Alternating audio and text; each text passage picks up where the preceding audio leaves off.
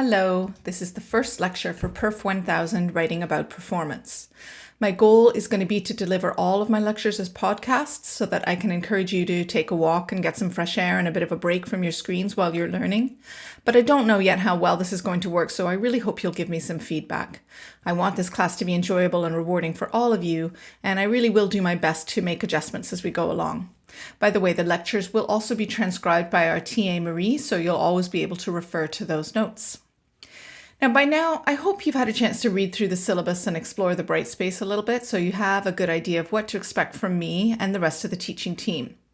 This is a writing course, so the assignments are designed to help develop your skills and confidence in writing, and I'm not planning any tests to assess your memorization or recall.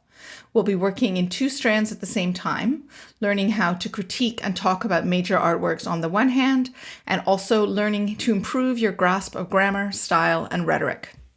You'll be writing at least a few sentences each week in response to the artwork studied, and you'll also write a short memoir later this month and work on a major essay in a few stages throughout the rest of the term. The textbook They Say, I Say has work that will begin on and including online activities, but that won't start until the week of September 21st, so you do have some time to acquire your copy. Now, I hope the work will be fun, but it will also be hard, and some of the topics will be challenging and triggering for some of you. Because dance, theater, film, and music are all art forms that represent people and human experience, we must acknowledge that some of these representations have caused harm, and even continue to cause harm, as they communicate the often sexist, racist, and otherwise hateful ideologies of their day. It will sometimes be painful to think about the meanings and intentions of the artworks we study. I hope you'll trust me and your TAs to support you through this learning. If you complete this class without ever having had your assumptions challenged, then that means we've failed in our duty, because education has to involve exploration, change, and growth. So, the class is about performance, so why don't we begin by exploring some concepts about what that actually is?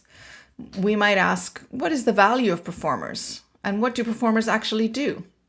I would suggest that the one thing all performers and performances have in common is that they tell stories. Artists, whether they're singers, dancers, actors, designers, instrumentalists, or writers, they tell us stories about our communities, our histories, and ourselves. Now, when I say storytelling, you might be picturing something like ghost stories around a fire at your summer camp, or perhaps you imagine an idealized image of a mother in a rocking chair showing a storybook to her adoring children, or maybe some other memory of your own. But I'm willing to bet that all of your first thoughts go towards the nostalgic and sentimental when you think about storytelling. And this might mean that you consider storytelling trivial and frivolous, unimportant in the larger scheme of human experience. But this is where I will argue that storytelling is incredibly important, and the stories we hear and tell are absolutely crucial to how we understand ourselves and others. Consider, everything you know about the world beyond your immediate experience has been shaped by stories you were told through books, movies, music, and other forms.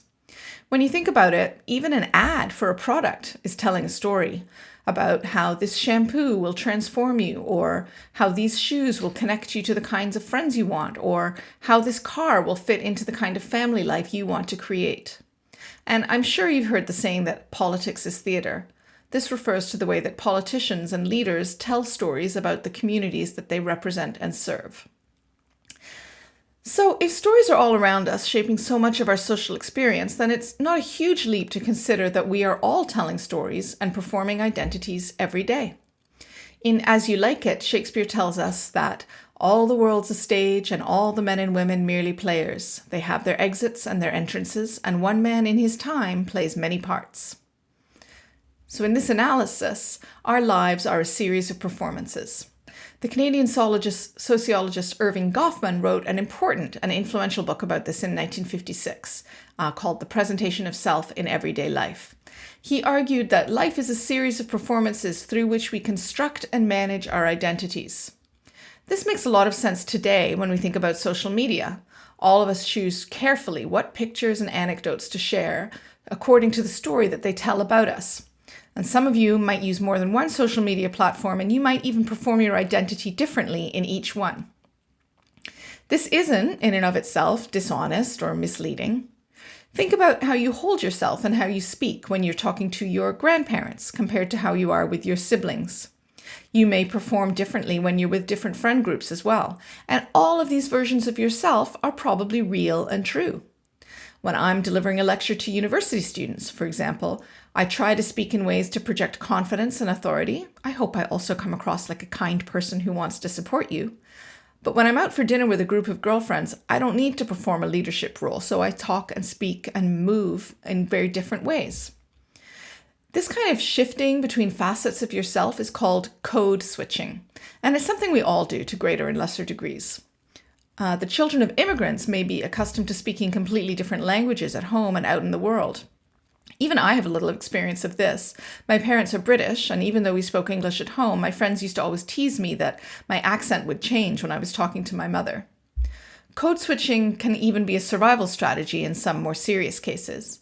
A person from a marginalized community may sometimes find it safer to modify their speech and their style to fit in with the dominant group. This is an idea we're going to develop further later on in the semester. So back to Erving Goffman. He talks about the notion of situated identities, which means the version of the self that fits specific situations in our lives. So a good example would be a waiter in a restaurant. This person performs a very particular situated identity. Their role involves being attentive to customers without intruding on the customer's experience. The good waiter makes the customer feel comfortable and valued without ever being overly friendly. Now, the restaurant also has a front stage and a backstage area that's a lot like the theater. In theater, we think of the backstage area as the place where performers prepare for performance, but we can also say that they are performing in both places, just as the waiter performs differently in the two areas of the restaurant. On the floor with paying customers, they are polite, calm, and friendly. And in the kitchen with the other staff, they might roll their eyes about a difficult customer or argue with the chef. So sometimes the code switching happens just by walking through a swinging door. On Brightspace, I shared with you a clip of the legendary American dancer Martha Graham filmed in her backstage dressing room as she talks about preparing to go on stage. It is important to actually see her in the film clip on Brightspace, so I encourage you to look at that. But let's listen to a little bit of it now. A theater dressing room is a very special place. It's where the act of theater begins. And makeup is a magic. It's a ritual. It's the means by which you transform yourself into the character you hope to play. You make up your face as you think she might have looked. You dress your hair as you think she might have dressed hers. I'm wearing my hair tonight as Jocasta, or at least as I hope she wore it. And then there comes a moment when she looks at you in the mirror and you realize that she's looking at you and recognizing you as herself. It is through you, her love, her hope, her fear, her terror is to be expressed. I hope, it's easy to see that this presentation is a performance before the main performance. Graham is trying to communicate something of the experience of preparation and the kind of work that a performing artist must do. She talks about how necessary it is for the performer to really become the character, which involves a great deal of empathy. To be Jocasta from the tragic story of Oedipus, the dancer has to imagine herself in Jocasta's mind and body. And this requires the performer to be vulnerable and even to dissolve her own self into the character a little bit. But it's necessary so that she can tell Jocasta's story effectively and move the audiences who have come to see it. You might think that a dancer concentrates only on the technical aspects of her performance and that her backstage preparation is all focused on getting ready for the leaps and the turns and remembering the steps. Sometimes we think an actor's work is separate from what dancers and musicians do, but a successful performance has to involve communicating through many dimensions at once. So if you've ever seen a great guitarist in concert, you'll know that the performance isn't just limited to the sounds being made. Jimi Hendrix, for example, was famously spectacular on stage. He created an entire experience that blew his audiences away, and in a lot of ways, he set the bar for how a guitarist presents himself. I am using the male pronoun advisedly because I'm talking specifically about a kind of guitarist associated with rock culture that is overwhelmingly associated with male performers. So the scholar Phil Auslander talks about the idea of what he calls guitar face. I'm sure that some of you know immediately what that means. It's the facial contortions that show listeners how deeply the musician is feeling the music. Technically, facial expressions have nothing to do with playing guitar, but guitar face is so important that it would be eerie and uncanny to see a guitarist playing a blistering solo with no facial expression at all. The other thing I asked you to prepare for this lecture is to watch a clip of a famous, infamous performance by the British band The Who on US television in 1967.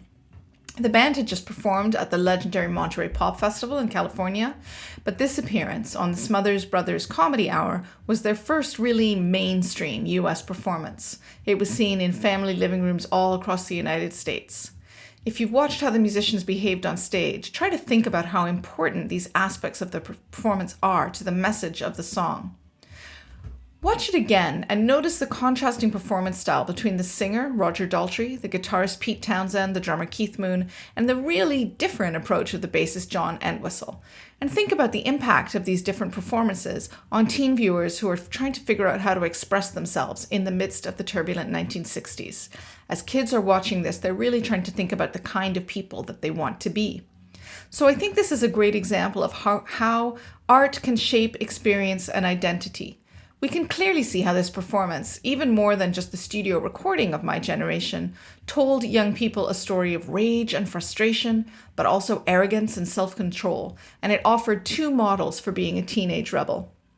I hope you see clearly in this that performance involves more than just execution of the words, the notes, or the steps, and that art and stories can be incredibly powerful. Later this week, you're going to meet for the first time with your TA groups and leaders, and you're going to discuss a piece called Songs of Our Lives, which I posted on Brightspace under the Friday tutorial module. I'd like you to read this very short piece, and there's a listen to the song by Simon and Garfunkel called America, and there's a few questions for you to answer. What I hope you notice in this story is how the writer is talking about music that was important to her at a significant time in her life. And she's performing a version of who she wants us to see her as and how she thinks about that time in her life. So if you like, she's using a performance in order to perform. I think this is a really beautiful piece and a great example of how art can shape our sense of memory and our sense of ourselves. And I hope that you'll find it a useful model as you prepare to write your own memoir piece, which you're going to submit to us later this month. I hope that the work this week is going to help you think about how you engage with art and how art shapes your sense of yourself and how you can think critically and respond as a creator, a thinker, and a student. Thanks.